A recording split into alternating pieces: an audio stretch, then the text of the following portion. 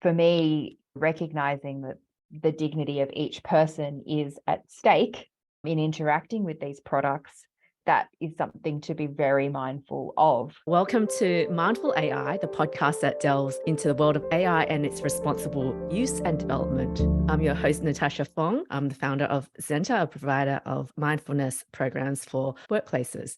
In this podcast, we'll hear from thought leaders in tech industry, academia, and mindfulness so that the layperson like myself can be smarter when thinking about the important topic of mindfulness in AI development and use. My guest today is Lorenn Ruster, who is a current PhD student at ANU School of Cybernetics and is a responsible technology collaborator with the Centre for Public Impact. For 10 years, Lorenn was a strategy consultant, most recently a director in systems change at PwC's Indigenous Consulting. She's also an Acumen Global Fellow, where she spent a year working with a Ugandan solar energy company as their marketing and innovation director, and an alumnus of Singularity University's Global Solutions Program, where she prototyped high-tech hardware leveraging sensor technology for community-led landmine detection. Her PhD investigates leverage points that enable and thwart dignity-centered AI development. I'm so excited to have Lorenn on today. Welcome to the podcast, Lorenn. Thank you so much, Natasha. Just to start, can you give me a brief background of your interest and your experience with AI and machine learning? I was fortunate enough to live in the future in 2014 when I undertook this program at Singularity University, which was a 3-month program. And essentially we were based at the NASA Ames Research Park in Mountain View, and we really spent time thinking and embodying and being a part of what the future of technology could look like. So I suppose that was the beginning of me being exposed to AI and machine learning and its potential impacts on the world. And then after that, my main exposure has been through the School of Cybernetics here at the Australian National University, where I did a master's program in 2020. And during that program, we were very hands-on in coding and building what we're calling cyber-physical systems. So systems that act in the world, that learn from data and from feedback and iterate on how they might act in response to different stimuli. And so for me, it was really fascinating because part of us had coding backgrounds and part of us didn't. And we worked together to build these systems. And I was part of a really amazing group that started to play around with what these artificial intelligence systems could do in practice. And now, I suppose, as a PhD candidate at that same School of Cybernetics, I'm working very much with entrepreneurs who are integrating artificial intelligence into their products. So I'm learning a lot through them about how they think about AI, how they think about how they might include it in what they're doing, how they build product development processes. And that's a big part of my research, is working directly with entrepreneurs and other organizations that are really trying to think about AI in the world. It's been a bit of a journey across a few different phases of life to right now where I'm researching people who are working with AI in their everyday business operations. What an incredible journey. Lorenn, your PhD focused on dignity-centered AI. Can you explain what dignity-centered AI is? It's a very interesting question, Natasha. Maybe in a few years when I'm finished the PhD, I'll have a much better answer. But broadly speaking, I am looking at what the concept of dignity could provide in terms of a way into thinking about artificial intelligence and the development process, or the way we go about thinking about AI. And that has led me to really thinking about dignity in lots of different ways. So I'm very much about embracing the plurality of perspectives when it comes to dignity. And so far, I've distilled out a few different ways of thinking about dignity, and then I'm working through how those ways might manifest themselves through artificial intelligence development processes. A lot of the time when we think about dignity, one of the first reactions I get is, oh, so you're really interested in homelessness or people dying with dignity or some sort of aged care or these sorts of places. And the short answer to that is that I'm not. So for me, the dignity concept is a wide-ranging one. And part of it is the sort of human rights-based view of dignity as being a fundamental human right. there's part of it which is this sort of foundational view of dignity, which is something that's unique to humans, that everyone has dignity, that you can't give it, you can't take it away, that it's something that's really unique to us as humans. But there's also other ways of thinking about dignity in terms of it being an experience. So really feeling as though you've been seen, heard, listened to, recognized and understood in the world. So that real sense of being seen in your totality. And when we think about that in the context of AI, often we don't see the totality. We see a categorization of a particular part of someone, and then we make some predictions or some generalizations from something very specific. And then there's other sort of ways of thinking through what dignity is, which is perhaps some more non-Western views around it being a collective responsibility. So your dignity is only possible in relation to others. And so this sort of symbiosis between the individual and the collective comes into it. And something that I think might be really interesting in this context is this idea of dignity as embodied praxis. So dignity as like a litmus test for the degree to which you are interconnected in the world. And when we think about all of these different ways into thinking about dignity, then we start to have some different conversations when it comes to AI and the development of AI. And that's what I'm exploring at the moment, is what sort of conversations emerge from framing something with a dignity in the center that may or may not come to fruition through some of the existing tools that we have. You mentioned you are working with some entrepreneurs and companies about their approaches to AI. Can you share some examples of companies that are already incorporating AI using maybe that dignity perspective or incorporating it mindfully in their products and services? And what have they seen? What results have they seen? It's really interesting in the sense that there are a few different companies that I'm working with. I'll talk about one in particular in general terms, who they're generally in media consumption business. So they're building algorithms that can recommend news items that will burst your media bubble. So they're trying to encourage critical thinking. And they use AI, and particularly they use GPT-based models. And this has been going on for a while, like before the latest craze has exploded. And they use those GPT models to summarize a story space for a particular news item. They look at how you engage with the news, and then they suggest additional sources that might expand your view on a particular news topic. So in their case, a lot of the work that we've been doing together has come from a place of we want to be responsible. How do we go about that? So this perennial question of we have an intention, how do we make it real? How do we put responsible ideas and intentions into practice? And so we've been working together for over a year in different capacities, exploring what this really means for them. And that started actually not through thinking about responsible AI or mindful AI, but actually with them wanting to explore what systems thinking could mean for their product development processes. And so what it has looked like for them is we've engaged together in a bunch of futures and foresighting activities, which have meant that they've moved from thinking about themselves as this sort of neutral party creating a neutral platform to people that are realizing that, oh, yes, okay, actually what we're building is not neutral. It's infused with values. It's infused with an agenda, whether we're conscious of it or not. Now we are conscious that this is the case, and we are conscious that it is shaping a future. What future do we want it to be shaping? And how do we then embed that responsibility in practice to ensure that we're moving some things towards a future that we collectively want, and not just putting things out there and not thinking it through too much. So for them, the futures and foresighting piece was a really important part to open the mind to what's possible and what's needed.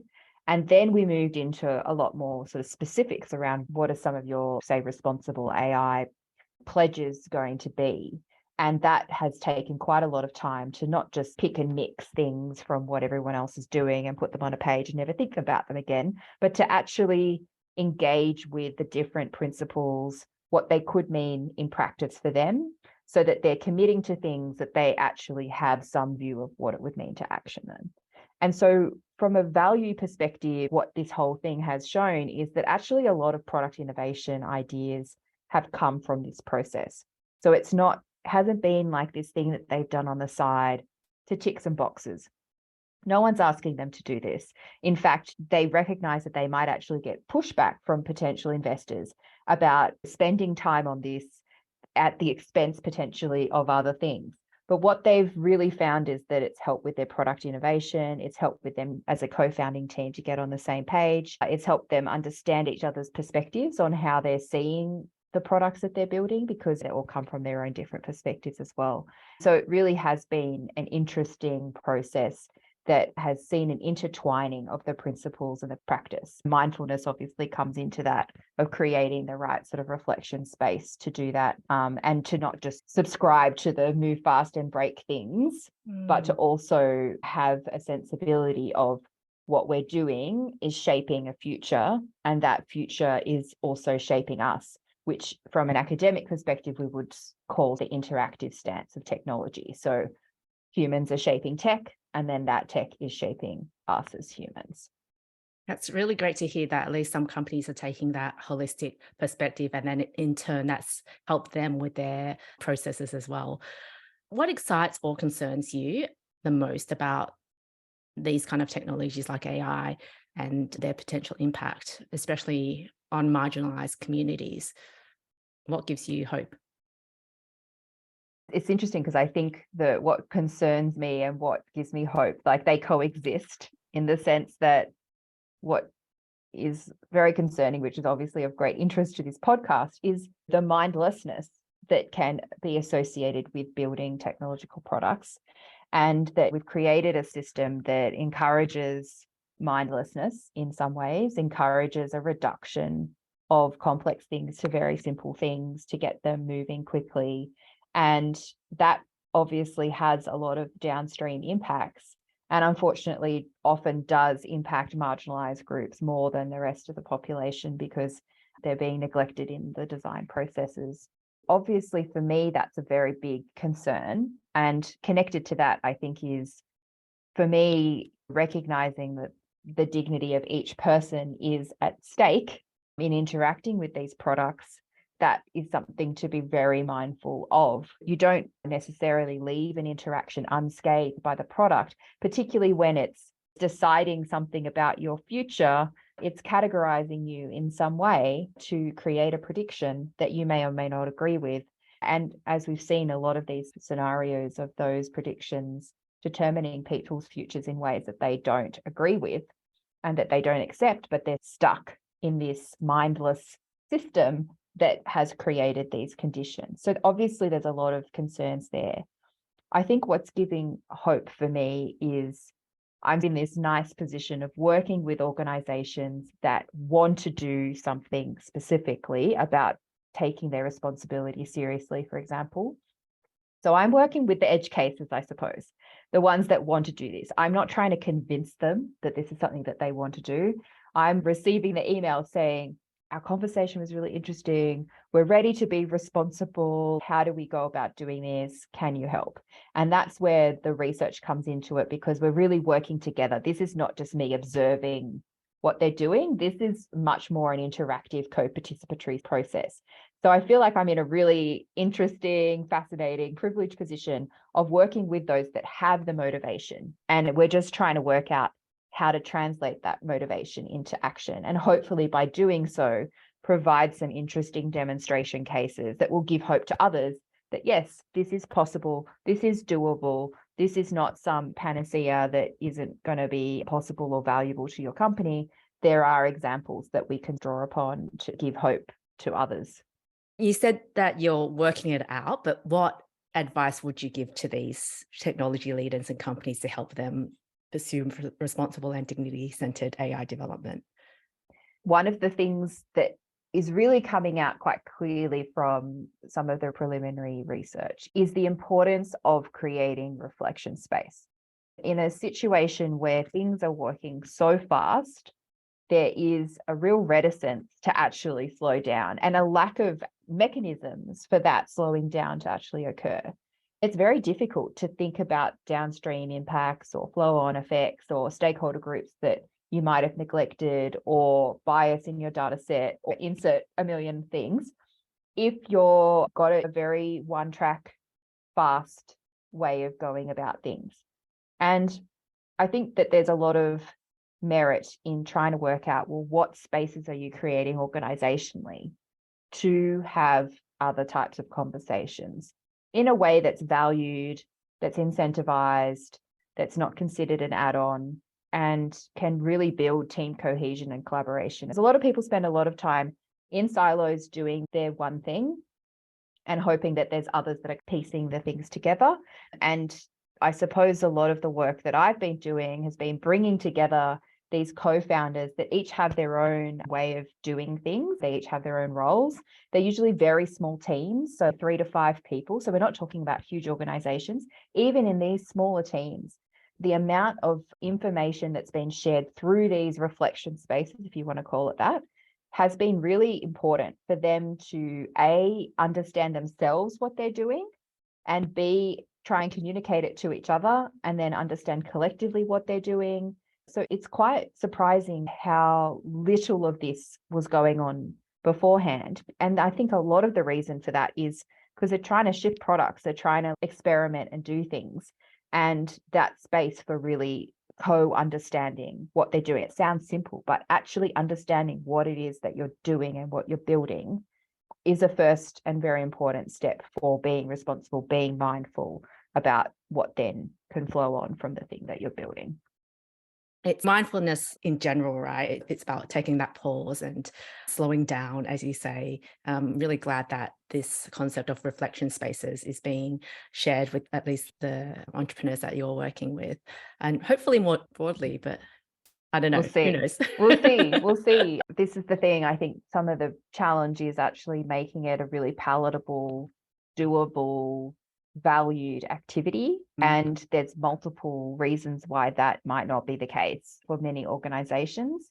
And so when we think about that in terms of leverage points in the system, which is a very systems-based view of thinking about things, so that there's system that is not broken, like the system is working perfectly well. It's just not working in a way that, perhaps we would say is necessary for mindful AI or dignity-centered AI or responsible AI to really flourish. One way into that is to really consider what are some of the leverage points in this system that if we were to change that, would change the dynamics of the system, would make this a more palatable activity. Incentive structures are one of those things that changes the dynamics of a system.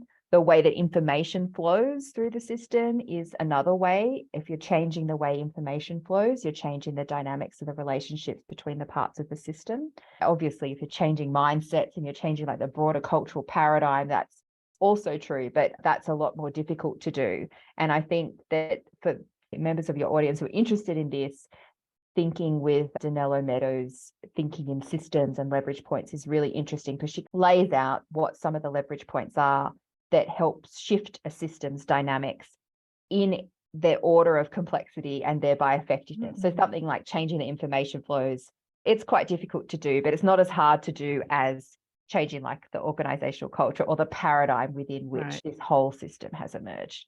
Whereas something like changing a parameter, so changing a target from 10% to 15%, easy to do, but does it actually change the dynamics of the system? Not so much. It just changes some individual behaviors, perhaps in a slightly better direction. So I think that's an interesting way to think about this whole conundrum of, there's a reason why this activity isn't happening. It's not because people are bad people or they don't want to think about the future. It's because they're existing in a system that doesn't value it, doesn't incentivize it, doesn't encourage it. And so what can we do to shift those system dynamics? And this is what really I'm experimenting with these organizations that I'm working with in my research. Yeah, definitely very interesting to think of it from that systems perspective. What kind of skills or experiences would leaders or members of the organization need in order to shift those system levers? Yes. As I'm currently in the School of Cybernetics at the Australian National University, and I think that cybernetics has a lot to offer in this space. There's lots of different ways to really think about cybernetics, but broadly speaking, at least from my perspective, I'm thinking about it as the technology exists in a much broader system of humans, of social, ecological sort of factors. And the school has recently released a cybernetic leadership report, which brings together lots of different cybernetic concepts from across many decades that cybernetics has been around in multiple different iterations. And it distills 4 cybernetic leadership dispositions or skills that are required. And I think that these 4 have some merit in the conversation we're having. And so the first one is thinking in terms of feedback loops. So not just in terms of how one thing directly impacts another, but also in terms of how that then creates some sort of either reinforcing or detracting feedback loop. Once you start to think about things in terms of feedback loops, your perspective changes quite a bit, because you start to see if that loop continues as we scale, then what does that look like? If we have a reinforcing feedback loop, which means the more we do, the more energy we consume ad infinitum, is that actually going to be possible? Or at some point, are we going to hit a wall? The second one is connections. So this is very much thinking not just about the individual parts of the system, but the relationships between them, which again, we spend a lot of time focused on components, but not necessarily how they're connected. And this is really interesting when it comes to the perspective between organizational people and the organization, people in between the organization, people and the person using the product, the human-machine collaboration. All of these are different relationships. So once you start to interrogate some of the relationships, you start to see different things.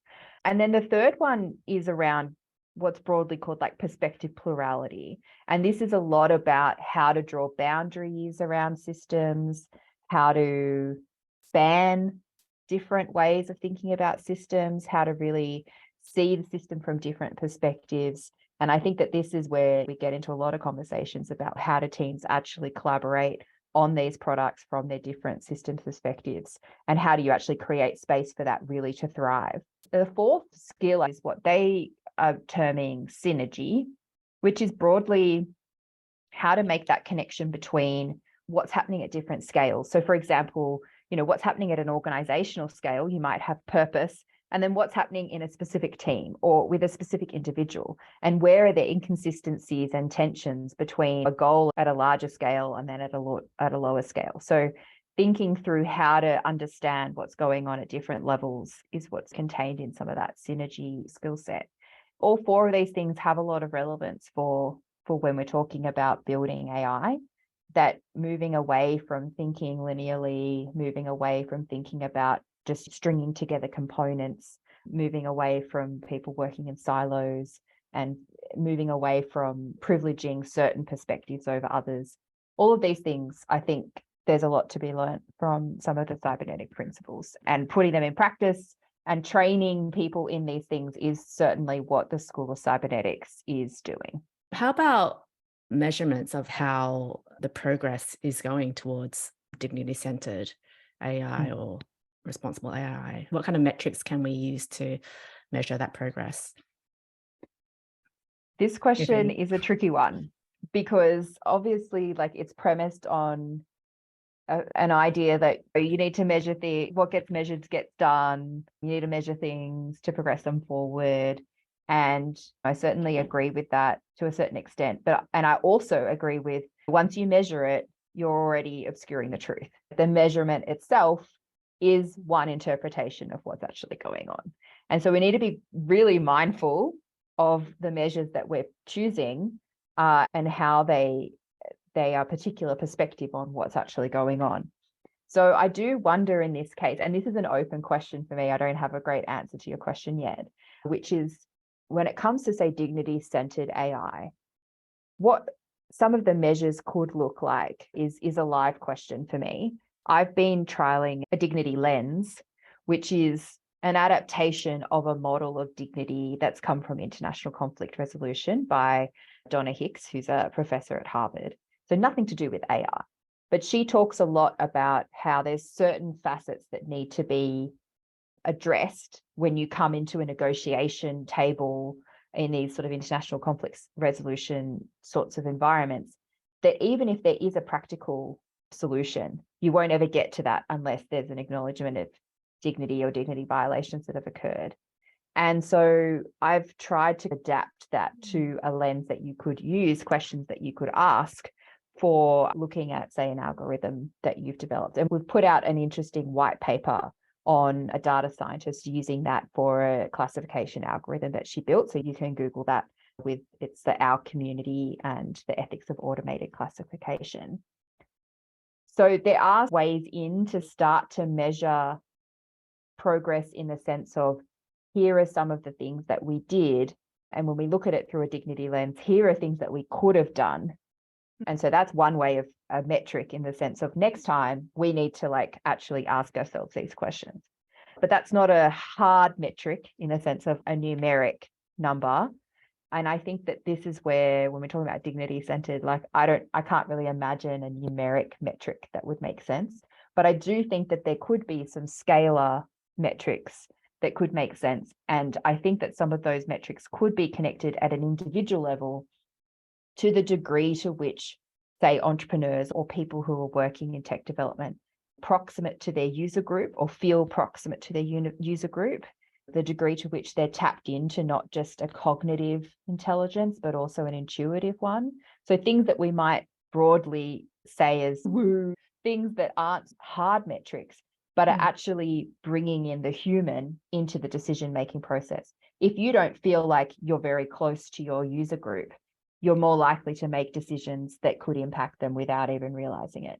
If you don't feel like you're actually tapping into more than a cognitive and rational sort of sense of knowledge, then you're unlikely to really feel the implications of the decisions you're making. And I think that a lot of the time when we talk about human-centered things, sometimes we even miss that, even with human-centered. So I do think that dignity-centered might bring some of these additional layers to the forefront of how we might think about how do we build those muscles. And a lot of that is in micro decisions, which I think is where your metrics question is quite interesting. On a day-to-day level, how connected do you feel to the user group? Or on a day-to-day level, how aligned do you feel between your head and your intuition? These sorts of things might be some interesting ways forward for some of the metrics. Great point. I think metrics might sound too quantitative, so maybe more qualitative indicators would be a better way to reframe my question. Lorenn, what else is important for people to understand about this topic or your work? What conversations needs to happen to create a better future for AI? I think one thing is a recognition that there is no one future, that there are multiple futures happening all at once and are being experienced by different people in different ways. And so this idea of a good future or a bad future or a dystopian future, a utopian future, these are ways to think about one of the futures or a couple of the futures, but actually, if we're to embrace a plurality of futures that are possible, that changes the dynamic of the conversation. There's no one future. And even right now, there's no one present either. There's multiple presents, there's multiple ways that people are interpreting and experiencing the world. And I think that often we get into these, because, it's newsworthy and it's catchy to have a conversation about one usually terrifying future. And yes, it's interesting to play with, but it can also have a real risk of leading us into this sort of sense of helplessness and despair that we're doomed to this sort of future. And I think that what's really important for me and for the research that I'm doing is recognizing with the entrepreneurs that, yes, they're a company of 3 to 5 people. Yes, statistically, they might fail. They might not reach the billions of people that they're sold to their investors, but they might. And the skills and the sort of practices that we're developing are important. If they were to achieve their goal, entrepreneurs, they're great at selling the future. They're great at selling the future in certain ways. But when it comes to this sort of world, they haven't really necessarily been trained in, is it a future that we actually really want? If it all goes to plan, what's the broader implications of that? So I do think that our way of conceptualizing the future, thinking about the future, talking about the future, both in societal discourse, but also in the context of an organization building and using these products, is a really important conversation that we need to have, that we need to embrace the complexity of the futures and also recognize that in whatever role we're in, we have a role to play in that shaping of the future, particularly when we're building technologies that have immense scaling power. To wrap this with some lighter questions, what are your favorite AI tools or any up and coming AI related things? I have to credit one of the other PhD candidates, Amir Asadi at the School of Cybernetics, who has been introducing me to all sorts of things to make our lives easier as academic researchers. Two of the tools that he has recently introduced me to, one is called Lit Maps. It's like a literature discovery tool. So you put in a paper that you think is interesting, and it gives you this very large map of how that paper links to things in the past and links to things in the future. And I've seen a lot of these tools before, but this one is quite impressive in how it builds out these maps. And then you can share the maps and you can interrogate the maps in lots of different ways. So it's great for that, I've found so far. And the second one that he's also introduced me to is called SciSpace Copilot. So it's like a Chrome extension. So again, this is very much in the realm of trying to digest difficult sort of information, but doesn't just have to be academic information. Essentially, you use this Copilot to help you understand the document that you're currently reading. So it's like ChatGPT, but for a specific document. So you can upload a particular report, for example, or you can use it as a Chrome extension, and then you can ask it questions about what is in the thing. So what are the main conclusions of this article, of this 200-page document? Or what are the 3 main points I should know? Or how do they define a particular term? These sorts of things. You can ask it, you can have a little conversation with the Copilot, which is, it's been fun to use these tools and see how they might, in the first case, expand the world, and in the second case, help you digest what you found. That's great. I hadn't heard of those ones before. I'll have to check it out. And then finally, who or what sources do you follow for AI updates? There's so many. I feel like it feels overwhelming at times. Some interesting ones that are in my world of people that I know and I've met through the School of Cybernetics and through other networks. One guy who was actually in our master's cohort, Eric Salvaggio, has a Cybernetic Forest newsletter, which is super interesting, looks at the interaction of AI, cybernetics, and art.